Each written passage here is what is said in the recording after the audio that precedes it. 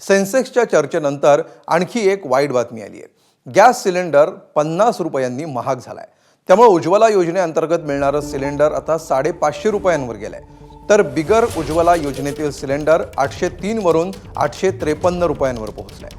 केंद्रीय पेट्रोलियम आणि नैसर्गिक वायू मंत्री हरदीप सिंग पुरी यांनी याबाबत माहिती दिली आहे। आधीच वाढणारी महागाई, त्यात सिलेंडर देखील महाग झालाय। त्यामुळे याचा परिणाम सामान्यांच्या बजेटवर नक्कीच होणार असल्याचं म्हणावं लागेल। Preparing for headwinds in case some global thing? Answer is no. Answer is no. It's as simple as that. We are the 2 rupees excise duty has been imposed by the finance ministry. It will not be passed on to the consumer. It will come into the general kitty and it will be utilized for reimbursing the LPG losses of the same company. So please add to this.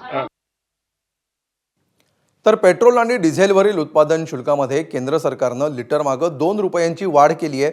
मात्र ग्राहकांना त्याचा फटका बसणार नाही असं स्पष्टपणे केंद्रीय petroleum मंत्रालयानं सांगितलंय। कारण उत्पादन शुल्कामध्ये केलेली वाढ ही तेल कंपन्या शोषून घेणार आहेत। त्यामुळे सामान्यांना जादा पैसे मोजावे लागणार नाहीत। एबीपी माझा, उघडा डोळे बघा नीट।